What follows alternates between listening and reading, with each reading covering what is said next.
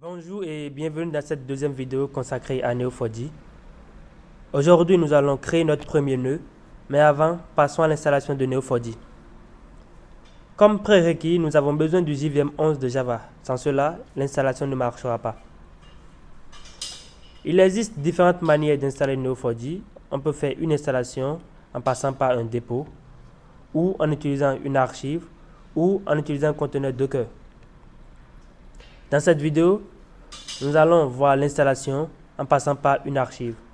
Tout d'abord, vous vous rendez sur le site officiel de Neo4j. Une fois sur le site, veuillez bien vouloir prendre l'option Community Server pour la version communautaire et l'archive correspondant à votre système d'exploitation.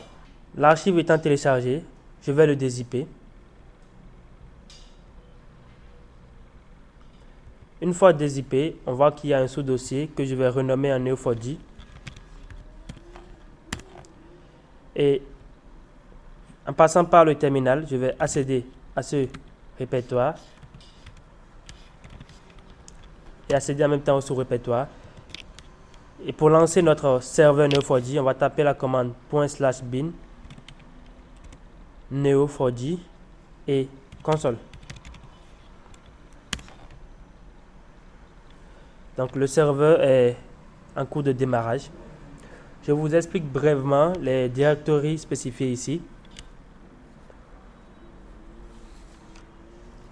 On a le premier directory qui est Home, voilà, qui précise l'emplacement où le serveur a été lancé. On a le répertoire de configuration. Donc, c'est un répertoire qui va stocker nos configurations. Nous avions le répertoire log. Et comme son nom l'indique, il va stocker un fichier log qui sert généralement de débugger en cas de panne. On a les plugins qui comportent les extensions et les bibliothèques comme le Graph Data Science, c'est une librairie de Neo4j qui permet de faire du data science. On a la librairie Apoc également qui permet d'écrire moins de code ou de requêtes. Nous avons les importations. C'est dans ce répertoire où on dépose les fichiers CSV ou JSON, au cas où on souhaite les charger dans la base Neo4j, et le fichier data. Donc, notre serveur a été lancé. On peut y accéder en tapant dans le navigateur localhost 114.114. Ce qu'on va faire. Donc, dans mon navigateur, je tape localhost 114.114. Si vous utilisez la méthode d'installation via une archive, le username et le mot de passe par défaut, c'est Neo4j. Neo4j. Donc là, il nous demande de redéfinir un nouveau mot de passe. Donc, on tape ce qu'on veut. Et c'est fait. Nous accédons à l'interface de Neo4j. Nous pouvons voir dans la fenêtre à gauche le nom de notre base de données. Par défaut, c'est Neo4j. Et on a les labels, les différents nœuds qui vont s'afficher plus tard dans cette fenêtre. Dans la barre de recherche qui est au beau milieu, en haut, nous pouvons écrire notre requête Cypher. Maintenant, vu qu'on a déjà notre base de données Neo4j installée, nous allons passer à la création de notre premier nœud. Pour ça, j'ai préparé pour nous un exercice. Mais avant, laissez-moi vous expliquer quelques mots-clés qui seront utilisés lors de l'écriture des différentes requêtes. Neo4j utilise le langage de requêtage appelé Cypher, qui est un langage déclaratif, très puissant mais explicite. Il utilise quelques mots-clés du langage SQL, comme le where et le order by. Mais on a aussi d'autres mots-clés qui sont spécifiques à Neo4j. Il y a plusieurs mots-clés, mais ceux qu'on va voir aujourd'hui seront le create qui permet de créer un nœud ou une relation, le match qui permet d'effectuer des recherches dans un nœud, le return qui permet d'afficher des informations spécifiques à un nœud ou une valeur précise, et le delete. Donc l'exercice d'aujourd'hui consiste à créer une base de données de soins de santé. Nous avons 3 nœuds sur cette image. le nœud patient, le nœud symptôme et le nœud maladie. Le nœud patient a 4 attributs: le nom du patient, son numéro de sécurité sociale, son adresse et sa date de naissance, le DOB. Le nœud symptôme a juste le nom du symptôme, sa description, et pareil pour le nœud maladie. Les flèches que vous voyez là sont les relations entre nœuds. Si nous prenons les deux nœuds patient et symptôme, on peut interpréter cette flèche en disant: un patient se présentant dans une clinique décrit ses symptômes à un infirmier. Donc, il a un symptôme. Donc, patient ou symptôme. Un patient peut avoir également plusieurs symptômes, bien évidemment, mais on ne va pas entrer dans ces détails. Pour créer ces différents nœuds en utilisant la base Neo4j, j'ai eu à préparer quelques informations que j'ai mis dans le README. Donc, je vais copier. C'est le nom du patient, Antoine Gomis, que j'ai généré aléatoirement, son numéro de sécurité sociale, son adresse Dakar Plateau, sa date de naissance, le 18 mars 1998.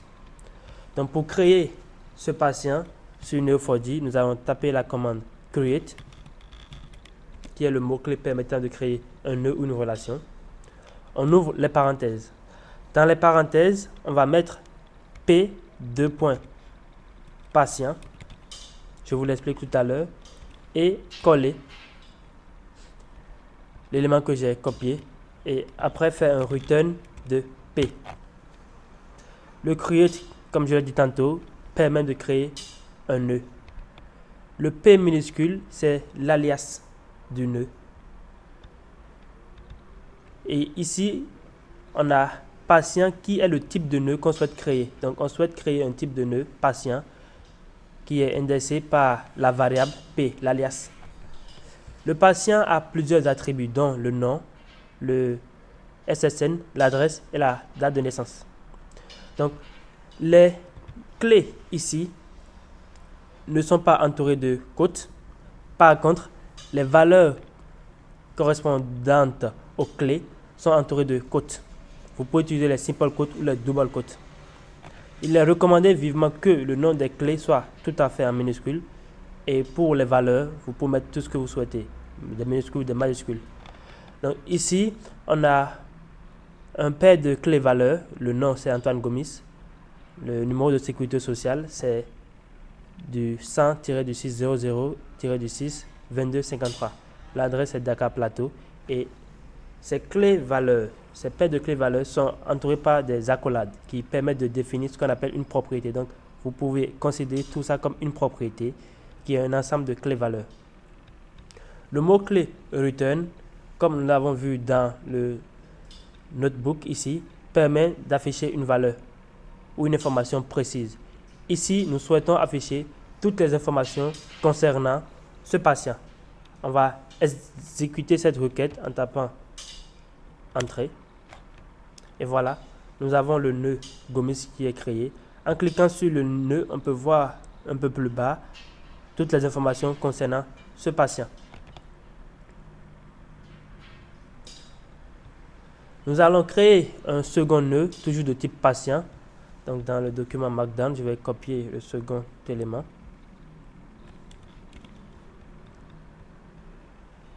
Ici, nous avons, autant pour moi c'est create, excusez-moi, P, de type patient. On va coller.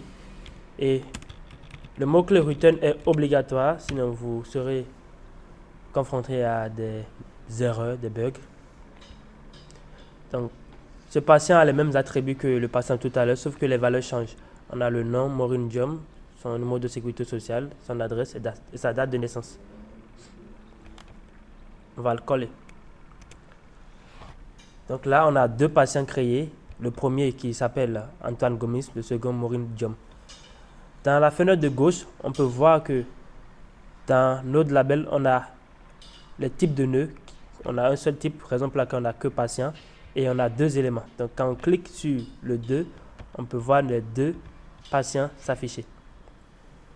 On va créer un autre type de nœud qui serait le nœud symptôme que j'ai à préparer également. Donc dans le Markdown, je copie pour aller vite. Et c'est les mêmes requêtes, sauf les données qui changent. Le type de ce nœud, c'est symptôme. Donc, on va mettre S minuscule comme alias, 2 points, et on met le nom, symptôme. Les attributs du nœud symptôme, c'est le nom et la description. Là, on a comme nom de symptôme vomissement, qui est décrit par une expulsion énergétique du contenu de l'estomac par la bouche. Croyez-moi, j'ai fait une recherche sur Internet. Donc, on n'oublie pas l'attribut return, S. Erreur. Pourquoi on a ce message d'erreur à votre avis? Dans la description, on a utilisé un simple quote ici. Donc, il faut surtout, comme en programmation en général, éviter de mélanger les simple quotes et les double quotes. Donc, on va entourer tout simplement notre description par un double quote et à l'intérieur, au besoin, utiliser des simple quotes. Ou l'inverse, qui va aussi marcher. Et là, on va réexécuter pour voir. Bingo, ça marche. Donc, il n'y a plus d'erreur. Et là, dans la fenêtre de gauche, on voit qu'il y a un second nœud qui s'est ajouté, symptôme. Et quand on clique sur le tout, on a les 3 nœuds. On a le nœud patient qui est en couleur orange et le nœud symptôme qui est en couleur bleue. Voilà. Donc, on va effectuer maintenant les requêtes de récupération. Pour récupérer un élément ou une valeur précise d'un nœud, on utilise la requête match. Avec match, on peut être amené à préciser le type de nœud si on souhaite. Donc, dans cet exemple, on va vouloir afficher tous les patients. Pour cela, nous allons dire affiche-nous les patients en mettant match parenthèse 2 points. On précise le type de nœud qu'on souhaite, dans notre cas patient, et on fait un return du nœud. On peut faire un return étoile, ce que je ne ferai pas. Je vais préférer utiliser un alias. Donc je fais match parenthèse, l'alias qui est P, 2 points, le type de nœud patient, et return de l'alias. Donc il va boucler sur les différents nœuds, récupérer tous ceux qui ont le type patient et nous l'envoyer. Donc on va exécuter cette commande et voilà, on a nos 2 patients qui s'affichent. On peut voir aussi ces résultats sous forme de tableau en cliquant sur Table. Et voilà, nous avons adresse Dakar Plateau, naissance et le nom Antoine Gomis. Et le second patient qui s'appelle Maureen Diom, qui habite Liberté 6 Extension. C'est tout pour cette vidéo. Je vous remercie vivement.